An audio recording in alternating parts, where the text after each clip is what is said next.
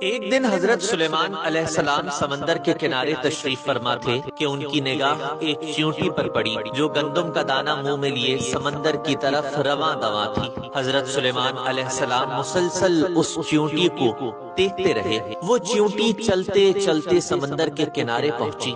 عین اسی لمحے ایک مینڈک نے اپنا سر پانی سے باہر نکالا۔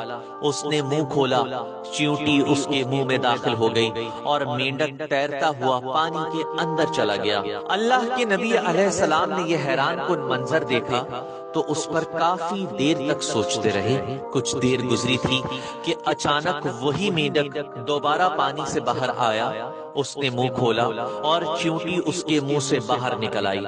حضرت سلیمان علیہ السلام نے دیکھا تو اب گندم کا دانہ اس کے منہ میں نہیں تھا۔ چونکہ پروردگار نے حضرت سلیمان علیہ السلام کو چیونٹی جیسے چھوٹے جاندار پر بھی اختیار عطا کیا تھا اور وہ اس سے ہم کلام بھی ہو سکتے تھے اور اس کی بات بھی سمجھ سکتے تھے، اس لیے اللہ کے پیغمبر علیہ السلام نے اس چیونٹی کو طلب کیا اور اس سے پوچھا کہ یہ سب ماجرا کیا ہے۔ چیونٹی نے کہا، اے پیغمبر خدا، اس سمندر کی گہرائی میں ایک پتھر ہے اور اس پتھر میں ایک کیڑا رہتا ہے۔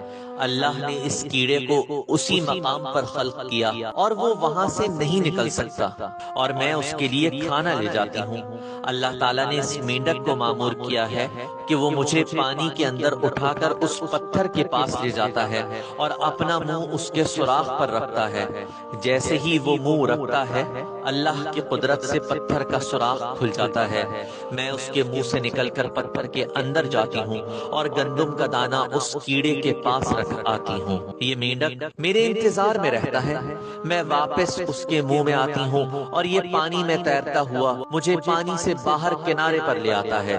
حضرت سلیمان علیہ السلام نے اس چیونٹی سے پوچھا کہ تم جو اس کیڑے کے لیے گندم کا دانہ لے جاتی ہو تو کیا تم نے اس سے کبھی کسی قسم کی گفتگو بھی سنی ہے؟ چیونٹی نے کہا، ہاں سنی ہے۔ حضرت نے پوچھا، کون سی گفتگو کرتا ہے وہ کیڑا؟ چیونٹی نے کہا، اللہ کے نبی علیہ السلام، جب میں اسے دانہ پہنچاتی ہوں تو وہ کہتا ہے کہ وہ ذات جس نے مجھ جیسے حقیر کیڑے کو سمندر کی گہرائی میں اس پتھر کے اندر رزق دینا نہیں بھلایا، یہ کیسے ممکن ہے کہ وہ اپنے بندوں کو بھلا دے؟ سائنس اور ٹیکنالوجی کی اتنی ترقی کے باوجود بھی ہم چیونٹی جیسی چھوٹی مخلوق کو اپنی زندگی میں اتنی اہمیت نہیں دیتے، لیکن آپ نے دیکھا جب اللہ نے اپنے نبی علیہ السلام کو دنیا کی بادشاہت عطا کی تو گویا انسانوں کو یہ بتایا کہ میرا بنایا ہوا بادشاہ جب چیونٹی جیسی ننھی مخلوق کو نظر انداز نہیں کرتا، یہ کیسے ہو سکتا ہے کہ وہ کسی انسان کو اس کے حقوق سے محروم کر دے؟ حضرت سلیمان دوش ہوا پر سفر کیا کرتے تھے۔ مورخین لکھتے ہیں کہ ایک دن ان کا تخت ہوا کے دوش پر جا رہا تھا۔ کچھ ہی دیر میں ان کی سواری وادی نمل پر سے گزری۔ نمل چیونٹی کو بولتے ہیں اور وہ اس وادی میں کثیر تعداد میں مقیم تھی، اسی مناسبت سے اسے وادی نمل کہا جاتا تھا۔ جب اللہ کے نبی علیہ السلام کی سواری وادی نمل میں پہنچی تو چیونٹیوں کی ملکہ جس کا نام تاخیہ تھا، جب اس نے حضرت سلیمان علیہ السلام کی سواری کی شان و شوکت دیکھی تو اپنے پیروں پر کھڑے ہو کر اپنی چیونٹیوں کو آواز دی کہ فوراً اپنے بلوں میں چلی جاؤ، کہیں ایسا نہ ہو کہ سلیمان کا لشکر تمہیں بے خبری میں کچل ڈالے۔ چیونٹیوں نے اپنی ملکہ کا یہ اعلان سنا تو انتہائی عجلت کے ساتھ اپنے بلوں میں گھسنا شروع کر دیا۔ یہ وہ مخلوق ہے جسے ہم خاطر میں نہیں لاتے، ذرا ان کا نظم و ضبط بھی دیکھیں اور اپنے سربراہ کی اطاعت کا عالم بھی دیکھیں۔ ادھر چیونٹی نے یہ بات کہی، ادھر ہوا نے حضرت سلیمان کے کانوں میں اس کی آواز پہنچا دی۔ حالانکہ یہ تخت اس وقت 3 میل کی بلندی پر تھا۔ حضرت سلیمان علیہ السلام نے یہ بات سنی اور تبسم فرمایا اور حکم دیا کہ اس وادی نمل میں تخت اتارا جائے۔ چنانچہ تخت کو وادی نمل میں اتارا گیا۔ اللہ کے نبی علیہ السلام نے فرمایا، چیونٹیوں کی ملکہ کو بلایا جائے۔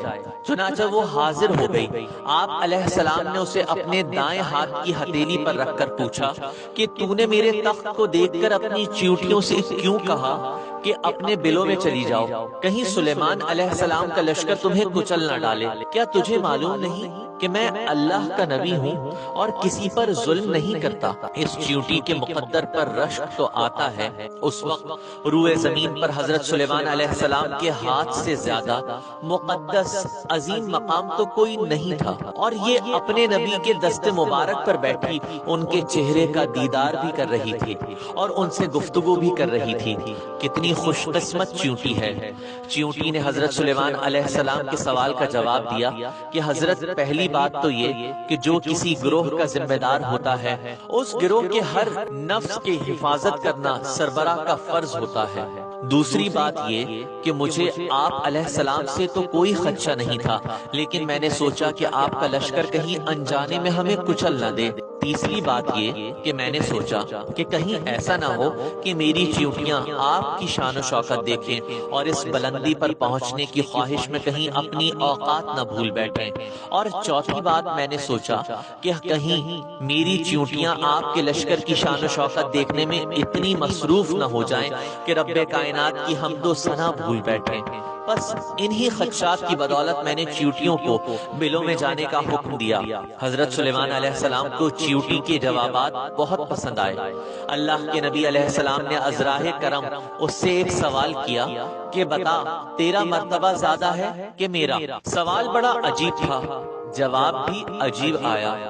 چیونٹی نے جواب دیا، میری کیا مجال کہ آپ علیہ السلام کے مرتبے تک پہنچوں، لیکن بات یہ ہے کہ اس وقت میرا مرتبہ زیادہ ہے۔ پوچھا وہ کیسے؟ کہنے لگی، آپ کے تخت کو ہوا نے اٹھایا ہوا ہے، آپ کے تخت زر و جواہر سے بنے ہیں، آپ اس تخت پر تشریف فرما ہیں، یعنی آپ کا مسکن تخت ہے اور میرا مسکن اللہ کے نبی علیہ السلام کا دست مبارک ہے، اور مجھے یقین ہے کہ یہ سونے کا تخت کہاں اور میرے نبی کا دست اقدس کہاں۔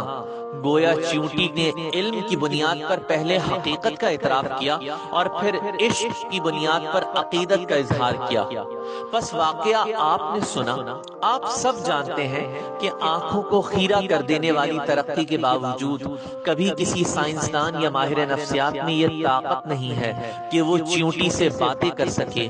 یہ نبی علیہ السلام کے دست مبارک کی کرامت تھی کہ جن کے ہاتھ پر چیونٹی بول اٹھی، لیکن اہل دانش کی حیرانی ابھی تک ختم نہیں ہوئی تھی کہ جب انہوں نے دیکھا کہ کوئی ایسا بھی نظر آیا جس کے دست اقدس پر پتھر بول پڑے۔ بس جس کے ہاتھ پر چیونٹی بولنے لگے اسے سلیمان کہتے ہیں، اور جس کے ہاتھوں پر سنگریزے بول اٹھیں انہیں فخر سلیمان کہتے ہیں۔ میں کیا کروں؟ جب تک علم کی گفتگو پر عشق کی آرزو کا رنگ نہ چڑھے لطف نہیں آتا۔ ذرا جگر پر ہاتھ رکھ کے مجھے بتائیے، اگر 3 میل کے فاصلے سے چیونٹی کی گفتگو سلیمان علیہ السلام سن سکتے ہیں تو مجھ جیسے خطاکار کی فریاد یہاں سے مدینے تک فخر سلیمان نہیں سن سکتا۔ اسی پر تو مجھ جیسا ہر خطاکار سینہ تان کر کہتا ہے، مجھے دشمنوں نہ چھیڑو، میرا ہے کوئی جہاں میں ابھی پکار لوں گا، نہیں دور ہے مدینہ۔ آپ کو غازی ٹی وی سے دیگر معلومات کے ساتھ ساتھ اس طرح کی معلوماتی، اخلاقی، تاریخی اور سبق آموز معیاری ویڈیوز سننے کو ملیں گی، اس لیے ہمارا چینل جلد از جلد سبسکرائب کر لیجئے تاکہ آئندہ آپ پسندیدہ، دلچسپ اور معلوماتی ویڈیوز سے محروم نہ ہوں۔